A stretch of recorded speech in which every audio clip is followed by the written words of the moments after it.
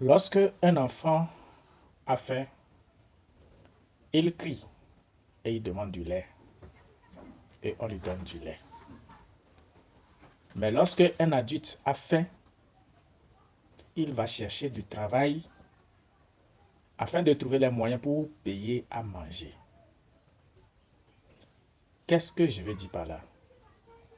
Ça fait deux situations qui se présentent. Il y a le cas d'un enfant et il y a le cas d'un adulte. Lorsque nous prenons le cas d'un enfant, l'enfant est irresponsable. L'enfant ne peut pas faire certaines actions, ne peut pas se chercher lui-même à manger, n'a pas cette capacité plutôt pour pouvoir trouver à manger. Mais ce sont les parents qui vont s'occuper de lui. Mais lorsque tu as reçu Christ, le Christ fait de toi le lion de la tribu de Juda. Parce que le Christ même, il est le lion de la tribu de Juda. Donc toi aussi tu es un lion. Tu deviens adulte. Tu deviens mature. Tu n'es plus un enfant qu'on va donner du lait. Tu es quelqu'un maintenant qui doit aller chercher sa proie, qui doit aller chercher son manger, qui doit aller chercher de quoi il va se nourrir. Mais toi, qui dois être vaillant, qui dois être responsable, qui dois savoir ce que tu dois faire pour avoir du travail, ce que tu dois faire pour pouvoir manger. Si toi, tu te retrouves dans la condition d'un enfant, qu'est-ce que tu peux obtenir? Je veux parler de ceux qui demandent souvent aux hommes de Dieu de prier pour eux. Lorsque tu demandes à un homme de Dieu de prier pour toi, pour que tu sois débloqué, pour que ton problème finisse, toi-même, qu'est-ce que tu fais? Tu fais quoi pour que le fardeau qui est sur ta tête puisse tomber par terre? Donc tu es en train d'agir comme un enfant qui n'est pas prêt à prendre ses responsabilités et qui attend qu'on lui donne du lait. Donc c'est du lait que tu vas recevoir. Tu ne peux pas recevoir de la nourriture solide qu'un adulte a besoin.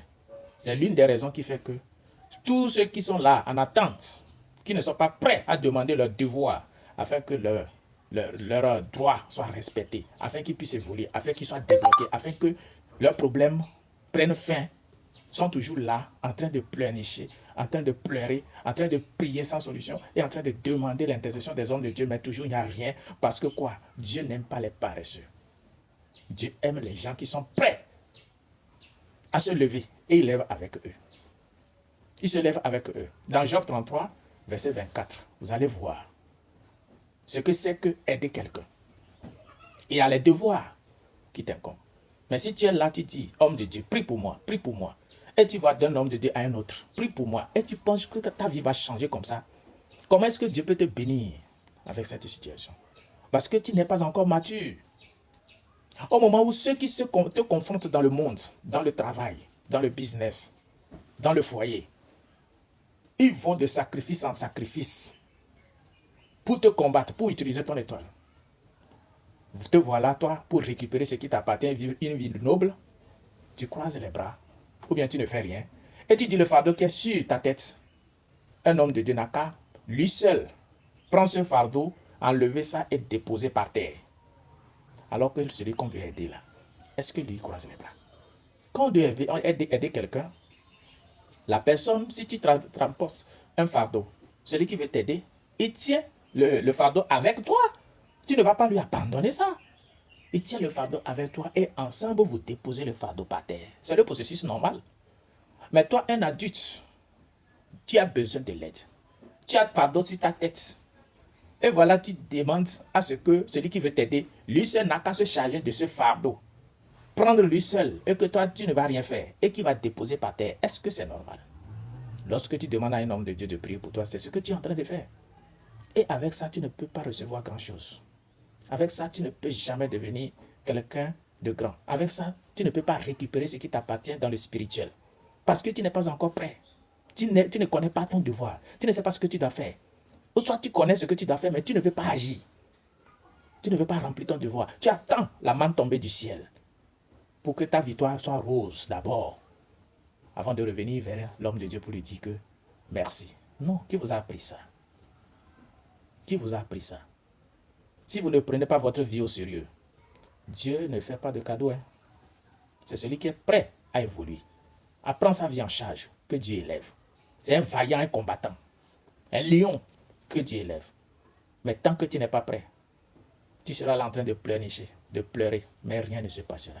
Souvenez-vous de l'histoire de Anne. Anne a fait beaucoup d'efforts, mais rien. Jusqu'au jour où elle a sacrifié l'enfant que l'Éternel va lui donner. C'est en ce jour-là qu'elle a conçu. Toi, qu'est-ce que toi tu fais? Comment tu cherches les solutions à tes problèmes pour que tu sois débloqué, pour que tu récupères ton étoile, pour que tu puisses avancer, pour que ta vie change? Qu'est-ce que tu fais? Tu croises les bas et tu vas chez les pasteurs, les prophètes pour dire priez pour moi. C'est tout sans chercher à savoir qu'est-ce que toi tu dois faire. Et tu te plains seulement.